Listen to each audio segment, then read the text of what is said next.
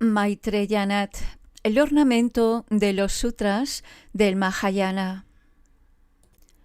Transcrito por Arya Asanga. Homenaje a todos los Budas y Bodhisattvas. Nuestro Señor Maitreyanat, conociendo el significado supremo de las escrituras del Mahayana, creó una proyección de ese significado con un lenguaje y expresiones intachables para salvar a los seres del sufrimiento, siendo él la encarnación de la compasión. Para aquellos seres que buscan el Dharma, que buscan la verdad tal como es enseñada en el vehículo supremo, él les revela esta interpretación con 5 características, un camino elegante a lo insuperable. El Dharma aquí revelado proporciona la suprema alegría como el oro trabajado a mano, como una deliciosa fiesta cuando uno está hambriento, como las buenas noticias leídas en una carta o como un cofre de joyas completamente abierto. Lo mismo que un rostro adornado de una belleza naturalmente excepcional proporciona a la gente incluso aún más deleite cuando lo contemplan en un espejo. Este Dharma, siempre excepcional en su brillantez natural, le proporciona al sabio una satisfacción aún mayor cuando su significado es elucidado críticamente.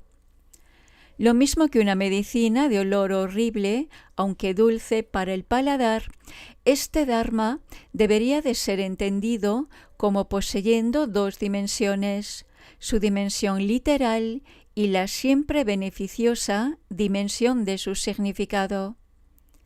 Este Dharma, vasto, difícil y profundo, es como un rey, muy difícil de complacer. Sin embargo, lo mismo que sucede con un monarca, una vez complacido, es capaz de otorgar el tesoro de la más alta excelencia. Lo mismo que la joya clásica, de valor incalculable, no aporta satisfacción a la persona que no discierne, este Dharma es desperdiciado por el poco inteligente. En los casos contrarios, da la debida satisfacción a cada uno de la misma forma. Capítulo 1. La autenticidad del vehículo universal. Las razones que prueban que el vehículo universal es verdaderamente la palabra del Buda. El vehículo universal es la palabra del Buda porque no fue predicho previamente como un peligro, porque los vehículos comenzaron juntos, porque está más allá del rango de la teología, porque es evidente, porque tiene que ser puesto que existe y no sería tal cosa si no existiera, porque tiene poder medicinal y porque su significado va más allá de las palabras. Lo inapropiado del mantener la indiferencia. Los ojos de los Budas ven directamente, ellos son los guardianes del Dharma y el tiempo no estorba su conocimiento. Por ello es irrazonable el que ellos se sintieran indiferentes. Lo inapropiado de ver al vehículo de los oyentes como el vehículo universal. Esta enseñanza del vehículo de los oyentes no es adecuado que sea llamada la enseñanza del vehículo universal, porque es incompleta, sería contradictoria, carece del método de la liberación y no da semejantes instrucciones. La contradicción entre ambos vehículos. Ese vehículo individual es, en sus propósitos, tan solo individual, ya que contradice al vehículo universal en términos de aspiración, instrucción, práctica, apoyo y tiempo. La no contradicción del vehículo universal con su definición. Él también surge en sus propios sutras, es evidente que también en su propia disciplina, y no va en contra de la realidad verdadera debido a su altruismo y profundidad. su no inclusión en el rango de la teología. La teología es dependiente, indefinida, no totalmente incluyente, superficial, molesta y es el recurrir a lo ingenuo. Por lo tanto, este vehículo universal no está incluido dentro de ese rango. Su capacidad como método de liberación. Del altruismo y de lo profundo vienen el desarrollo evolutivo y la sabiduría no conceptual. El vehículo universal enseña ambos y en ellos reside su técnica para realizar la insuperable iluminación. Causas y peligros de quienes temen esta enseñanza. El miedo infundado causa el sufrimiento de la gente, pues él ha ocasionado el crecimiento de una gran cantidad de mal. Quien no tiene tendencia espiritual, quien tiene malos amigos, aquellos cuya mente no está entrenada y que no han acumulado virtudes previamente, tienen miedo ante esta enseñanza, están equivocados respecto al gran propósito y erran por este mundo. Las razones para no temer al vehículo universal. No hay ningún vehículo universal distinto de este. Es supremamente difícil de comprender.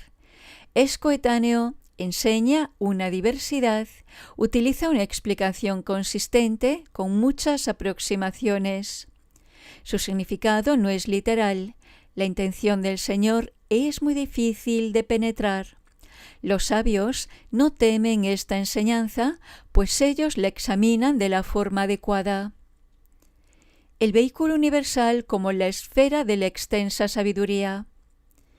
Confiando al principio en el estudio, emerge la actitud diligente apropiada, y a partir de la actitud diligente apropiada surge esa sabiduría cuyo objeto es el significado de la talidad.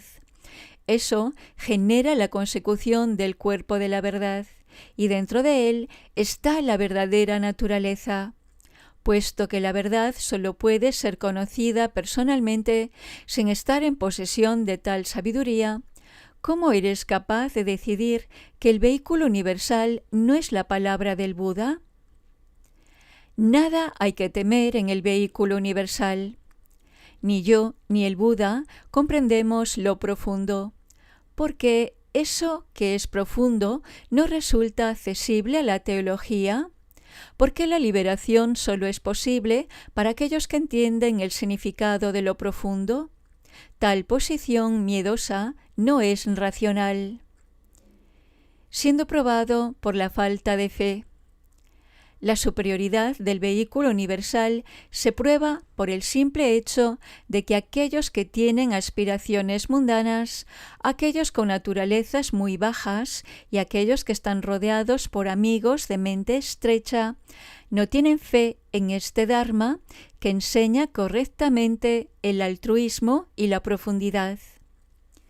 Lo irracional de rechazar los sutras que uno no ha escuchado. Uno que ha logrado conocimiento gracias a la dedicación al estudio parcial y que entonces injuria a otro que no ha estudiado, es un necio. ¿Cómo puede estar seguro de su poca valía cuando aún permanece sin conocer tan ilimitada variedad de cuestiones? Los inconvenientes de una actitud inadecuada. Al considerar el significado de los sutras literalmente, la comprensión arrogante lleva a la ruina de la inteligencia. Uno rechaza lo enseñado correctamente y de este modo sufre una frustración, al estar confundido por su hostilidad hacia el Dharma. Lo inapropiado del rencor. Una mentalidad hostil es naturalmente deficiente, no es apta ni tan siquiera para lo lleno de faltas, así que ¿para qué mencionar el Dharma, incluso en caso de duda? Por lo tanto, es preferible la simple imparcialidad porque está libre de falta. Esto concluye el primer capítulo sobre la autenticidad del vehículo universal. Capítulo 2. Tomando refugio. Resumen de las particularidades del refugio del Bodhisattva. Uno que ha tomado refugio en este vehículo debería de ser conocido como supremo entre aquellos que han tomado refugio, debido a las sustanciales diferencias dotadas de 4 aspectos: universalidad, voto, logro y supremacía, animando a que tomen refugio. La determinación es difícil al principio y es difícil de practicar incluso durante cientos de miles de eones. Sin embargo, cuando es logrado, tiene el gran valor de propiciar el bienestar de los seres. Por consiguiente, es aquí, en el vehículo supremo, donde la toma de refugio tiene el valor supremo. El significado de la universalidad. Alguien que está empeñado en salvar a todos los seres, que es diestro en ambos vehículos y que alcanza la universalidad de la intuición, a quien en el nirvana se le muestran como iguales el samsara y la paz, ese ser debería de ser reconocido como un ser iluminado y verdaderamente universal. El significado del voto.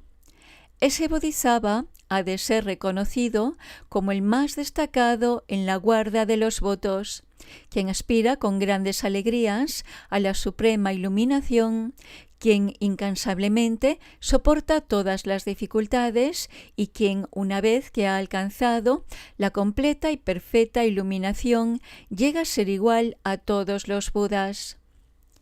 Su nacimiento como en la familia de los Budas. Ese bodhisattva ha de ser reconocido como el más destacado en la guarda de los votos, quien ha nacido maravillosamente como el más destacado de los hijos del conquistador, teniendo como semilla al pensamiento altruista de la iluminación, como madre a la perfección de la sabiduría, como vientre a la riqueza de las acumulaciones y a la gran compasión como cuidadora. Su apariencia física. Su cuerpo es hermoso y está adornado con todas las distintas marcas. Él ha alcanzado la fuerza para madurar a todos los seres. Él ha logrado la paz y el infinito gran gozo de un Buda. Él conoce cómo manifestar los grandes medios hábiles, liberadores para proteger a todos los seres. Entra en el linaje de los Budas. Tras ser coronado por todos los Budas con grandes rayos de luz, él posee realmente toda la autoridad sobre el Dharma. Conoce cómo manifestar el mandala del séquito de un Buda y con su aplicación de los preceptos, él se esfuerza en administrar castigos y recompensas. Al igual que un primer ministro, el Bodhisattva entra entre los que han trascendido. Él siempre observa las provisiones para la iluminación que están dispersas, guarda siempre adecuadamente los 3 secretos e incesantemente realiza el beneficio de todos los seres. El significado de la realización. Él obtiene una gran cantidad de mérito, alcanza la preeminencia en los 3 mundos, la felicidad mundana, el alivio de una gran cantidad de sufrimiento, el gozo de la más elevada sabiduría, un cuerpo de muchas enseñanzas, supremo y eterno, una matriz de virtudes, la eliminación de los instintos y la liberación tanto del apremio mundano como de la paz. El significado de la supremacía. El Bodhisattva triunfa sobre la hueste de los discípulos a través de su virtud, la cual es altruista, de gran valor, inmensurable, eterna, constante e inagotable. Su virtud es mundana, supramundana, evoluciona hacia la perfección y se asemeja a la de un señor. Es inagotable a través de la cesación de los sistemas de mundos. Sobre su toma de refugio. Como él hace el voto con el deseo de alcanzar la suprema iluminación, es reconocido a través de su amor compasivo. Por tanto, él llega a convertirse en omnisciente y a ser incansable en su ayuda a los seres, trayendo la felicidad y soportando las penurias. Él tiene todas las excelencias cultivadas por todos los vehículos en búsqueda de la trascendencia. Realizada de forma convencional y verdadera, esa toma de refugio del Bodhisattva es la mejor. Aquel que va a este refugio de gran significado incrementa la cantidad de las excelencias más allá de toda medida. Llena el mundo de pensamientos compasivos y difunde el Dharma de los incomparables seres nobles. Esto concluye el segundo capítulo sobre el estar tomando refugio. Capítulo 3. La disposición espiritual. Un resumen de la disposición espiritual. Existencia, superioridad, naturaleza, marcas, tipos, peligros, beneficios y una doble comparación. Todos ellos tienen 4 aspectos. Las particularidades de la disposición espiritual.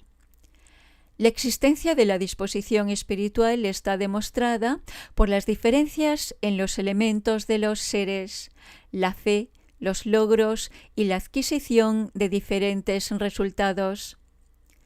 Las particularidades de su superioridad. La disposición espiritual del Bodhisattva es reconocida como la superior porque es la causa de su excelencia, de que llegue a realizarse, de su valor universal y de lo inagotable de su virtud. Las particularidades de su naturaleza. Natural, desarrollada, apoyo, apoyada, existente y no existente, ha de ser entendida en el sentido de proporcionar excelencias. Las particularidades de sus marcas. Desde el mismo principio de la práctica espiritual, la compasión, la fe, la tolerancia y la dedicación a lo bello son declaradas como las marcas de la mente del Bodhisattva. Análisis de los tipos de disposiciones espirituales. En resumen, hay 4 tipos de práctica espiritual: la determinada y la indeterminada, la que es inalterable y la que es alterable en base a causas. Análisis de los peligros. Brevemente, los peligros para la mente altruista del Bodhisattva han de ser conocidos como 4.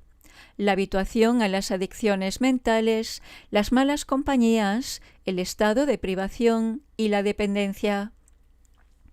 Análisis de las ventajas.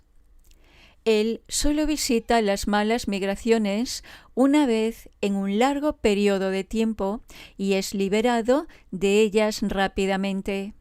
Mientras está allí, sus sufrimientos son ligeros y su profunda compasión hacia los seres que hay allí los lleva hacia la madurez. Comparación con una mina de oro. La disposición espiritual del Bodhisattva debería de ser considerada como una mina de oro, una fuente de innumerables raíces de virtud, de la sabiduría intuitiva, de la inmaculada pureza y de los poderes del Bodhisattva. Comparación con una gran mina de joyas.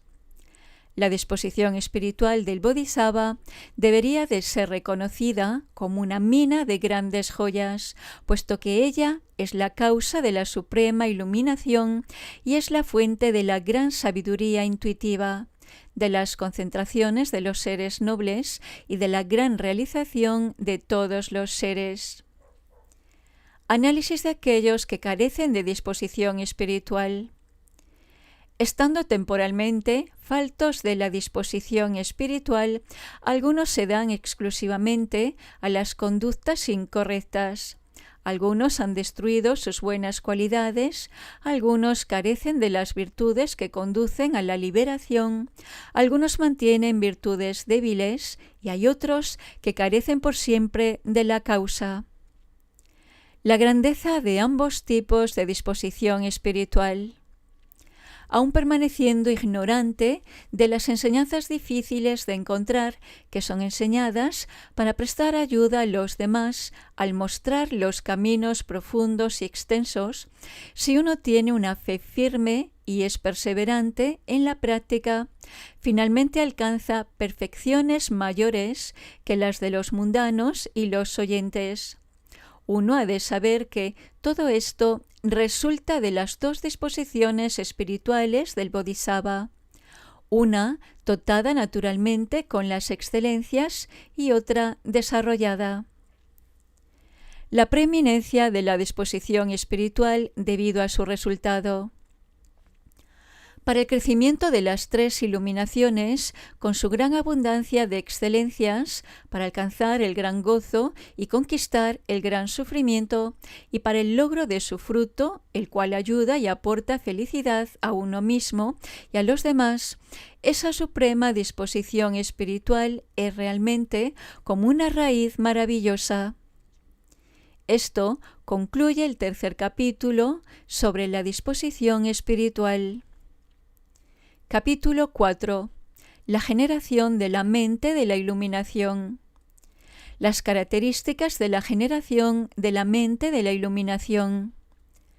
La generación de la mente de la iluminación del Bodhisattva es un deseo de gran entusiasmo, gran iniciativa, gran propósito, gran consecuencia y un doble objetivo. Los distintos tipos de generación. La generación de la bodhicitta se manifiesta en los niveles de los bodhisattvas como fe, como una responsabilidad universal pura, como ímpetu en la evolución y como libertad de los oscurecimientos. Definiendo generación. Su raíz es la compasión, su aspiración el constante beneficio de los seres, su fe está depositada en el Dharma y su objetivo es el logro de la comprensión intuitiva de la verdad. Su vehículo es el entusiasmo por lo más alto, su base es el voto de la disciplina ética, sus impedimentos son la resistencia y la insistencia en lo opuesto. Su ventaja es el incremento de lo hermoso, que consiste en la acumulación de mérito y de sabiduría, y su renunciación está en la continua práctica de las perfecciones. Termina en cada nivel por la actividad en ese bhumi. Esto debería de ser entendido como la identificación de la generación del pensamiento de la iluminación del Bodhisattva. La generación de la bodhicitta aspiracional a través de la promesa convencional. Se dice que la generación del pensamiento de la iluminación a través del ser persuadido por otro puede tener unos principios estables o inestables, debido al poder de un amigo, a una causa, al estudio o gracias al cultivo de lo bueno. La generación de la bodhicitta primordial. Cuando un Buda perfecto ha sido bien servido, cuando las acumulaciones de mérito y de sabiduría han sido bien reunidas, cuando ha nacido la intuición no conceptual respecto a la verdadera naturaleza de los fenómenos, el pensamiento de la iluminación es completado. Cuando ha sido alcanzada una mente ecuánime hacia los fenómenos y hacia los seres, hacia sus requerimientos y la suprema budeidad, su alegría es excepcional. Uno debería de conocer su nacimiento, generosidad, entusiasmo, pureza de aspiración, destreza en lo que queda y renunciación. La fe en el Dharma es su semilla. Nace de las perfecciones, la mejor de las madres, de su vientre lleno del éxtasis de la meditación, y la compasión es la cuidadora que lo alimenta. Debería de ser conocida como altruista porque realiza los 10 grandes votos tal como están expuestos en el Dasa Bhumika Sutra. El Sutra de los 10 Bhumis. Debería de ser realizada como entusiasmo por su infatigable esfuerzo en numerosos órdenes a través del tiempo. La pureza de aspiración viene del ser consciente de la cercanía de la iluminación y de la adquisición del conocimiento de sus modos de liberación, pero la destreza llega en los otros niveles. Su renunciación ha de ser conocida a través de su actitud consciente acorde con la estructura de la realidad, a través de su intuición de la naturaleza construida de los niveles y a través de la no conceptualización de esa intuición. Los símiles de su grandeza. Una generación del pensamiento de la iluminación es como la gran tierra, otra se asemeja al fino oro, otra parece la blanca luna creciente, otra es como un fuego brillante. Otra parece un gran almacén, otra es como una mina de joyas, otra es como un océano, otra como un diamante, otra como el inamovible rey de las montañas. Otra parece el rey de las medicinas o como un gran amigo, otra es como una joya que otorga los deseos y otra es como el sol. Otra es como la dulce voz de un Gandharva, otra semeja a un rey, otras es como un tesoro y como un gran camino real. Uno debería de saber que hay generaciones del pensamiento de la iluminación que son como un vehículo, una fuente, un delicioso sonido y la corriente de un gran río. Entre los hijos de los victoriosos, la generación del pensamiento de la iluminación se dice que es como una nube. Este pensamiento, tan rico en virtudes, debería de ser concebido con alegría. Criticando el no generar la bodhicitta. Los seres que carecen de la supremamente valiosa generación del pensamiento de la iluminación alcanzan la paz, pero carecen de la felicidad del considerar los propósitos de los demás, de la perfección de los medios hábiles, de la visión profunda con respecto al significado de la gran familiarización y de ver la excelente verdad. Cómo la bodhicitta protege de las malas migraciones. Tan pronto como el inteligente ha concebido este pensamiento supremo, su mente está bien protegida del infinito mal, incrementando siempre su virtud y compasión, siempre se regocija tanto en la felicidad como en el sufrimiento. Sobre el voto de abstenerse de hacer daño. Sin consideración hacia su propio cuerpo y su vida, él abraza grandes tribulaciones para el beneficio de los demás. ¿Cómo, incluso cuando está siendo dañado por otro, podría tal ser implicarse en actos que supongan el hacer mal? La irreversibilidad de la bodhicitta. Comprendiendo que todas las cosas son como las ilusiones creadas por un mago y que el renacimiento es como un paseo por un jardín, no teme ni a las adicciones mentales en tiempos de prosperidad, ni al sufrimiento en tiempos de adversidad. Para aquellos que siempre son compasivos, sus virtudes son sus ornamentos, el deleite en la ayuda a los seres es su comida, liberar del renacimiento su lugar favorito y las manifestaciones mágicas su deporte. Invirtiendo el miedo al sufrimiento. Puesto que incluso el infierno de Abici llega a convertirse en un reino de deleite para aquel de naturaleza compasiva que se esfuerza para el bien de los demás, ¿cómo, estando en el mundo, podría tal ser temer los sufrimientos que pueda experimentar para el beneficio de los otros? Rechazando la insensibilidad hacia los seres. Puesto que él en todo momento confía en el Maestro de gran compasión y su mente está atormentada por el sufrimiento de los demás, él se siente avergonzado de ser exhortado por otros cuando hay algo que debiera de ser hecho por los demás. Criticando la pereza.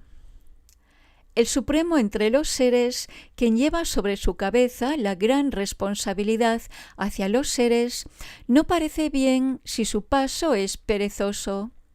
Atado fuertemente con diversas ligaduras, suyas y de otros, debería de hacer un esfuerzo 100 veces mayor. Esto concluye el capítulo 4 sobre la generación del pensamiento de la iluminación.